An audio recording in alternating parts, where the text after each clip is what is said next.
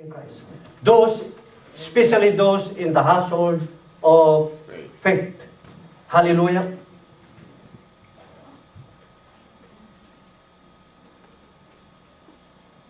We should ask God, the Lord, to forgive their sin. Hallelujah. And I want to ask God, and I want to ask God to forgive my sin.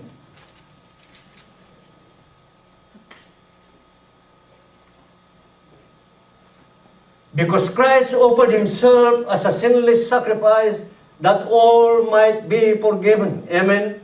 And I want you to give the Lord our God, the merciful God, all the praise and the glory in the house of the Lord. Amen. Hallelujah. The second thing, the truth that we have to talk about is the plea Jesus Christ made. Forgive them, for they do not know what they do. This is the plea of Jesus Christ. Now, was Jesus Christ excusing their action? Was Jesus Christ excusing their sin? Of course not. He was not implying their innocence. God did not deal with them as if they committed no crime. The very prayer, forgive them, shows that the Lord held them accountable. That the Lord held them guilty. Are you still with me? Amen, yes. Question, did they not know? They did not know. They did not know the enormity of the crime. They did not know the far-reaching effect of their sin. If you remember myself, before I accepted the Lord Jesus Christ as my personal Lord and Savior, I was blind. I don't know the truth. I don't know that my sin cost, how much my sin costs, how much my sin costs for the church. I was blind. Men have never known. Men have never known. Neither do we. Listen, Adam and Eve did not know in the garden. Samson did not know with Delilah. Yes, the good one, you remember this? David did not know with Bathsheba. Men do not know.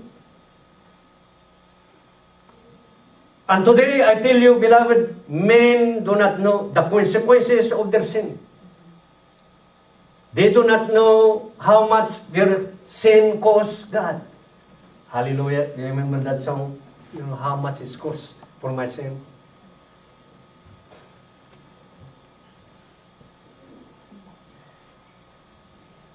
I mentioned a couple of Sundays ago, you see the TV and the TVN. I was amazed that people, this evangelist told them, and they asking people in the street, in New York and Louisiana, something like that. And I was surprised that some people don't know about Jesus Christ. They asked this young fellow, who Jesus Christ is, and he said, who? And I was amazed that until now, people do not know. They do not know the Lord Jesus Christ. They do not know how much their sin cost God. They do not know how much their sin will cost them. Hallelujah. They do not know how much their sin cost them. They do not know how much their sin will cost the Church of Christ. But I tell you, my brothers and sisters, this is the truth. One day they will know. Do you believe that? Yes. One day they will know. When the unsaved stand before the judgment seat of Jesus Christ, they will realize the result of the rejection of Jesus Christ. They will know the far-reaching effect of their evil and will be judged accordingly.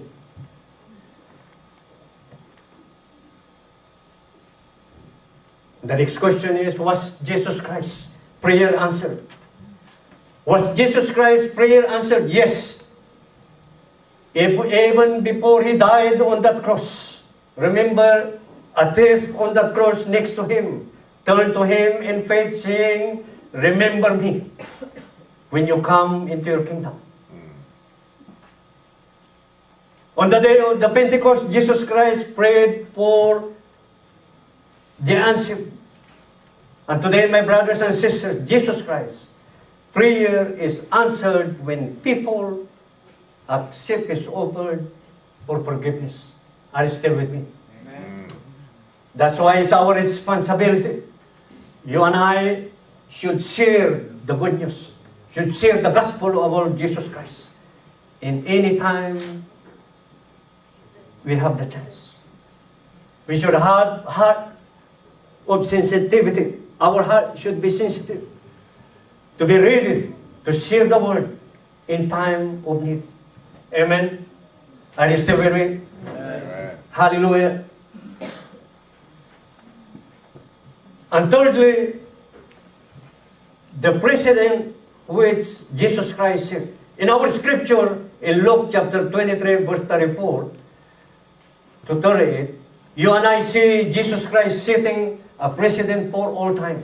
He illustrated by His death all that He had proclaimed in His life. Some people say that the ethic of Jesus Christ is idealistic and cannot be practiced in our daily life.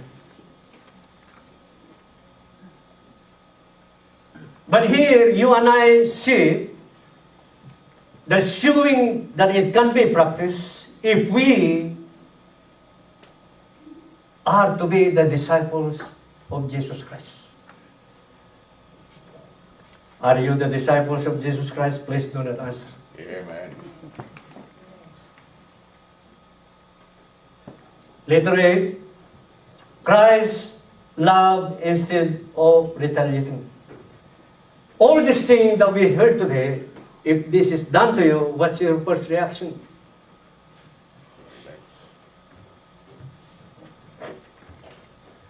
You know, people today, there is no more love, there is no more compassion. Little things. You cut off somebody while you're driving and they get mad. And usually, I said, and I say it again, they usually give you one finger. I give them two. Peace, brother.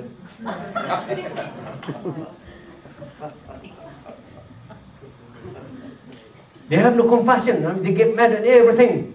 You get in line in the grocery store and they're murmuring, the clerk is too slow, always too,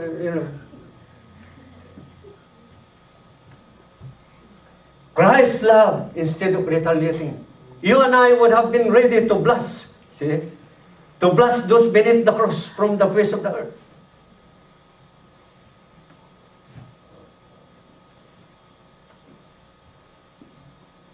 You and I have consigned them to the lowest region of hell.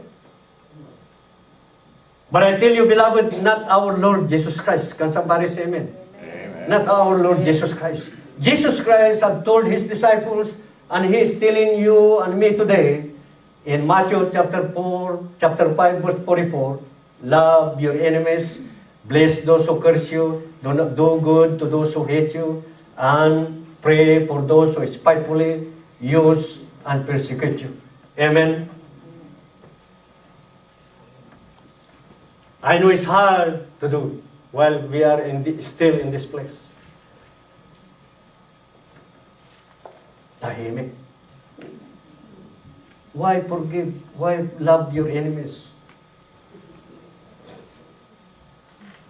And that's what the Lord Jesus Christ is telling us.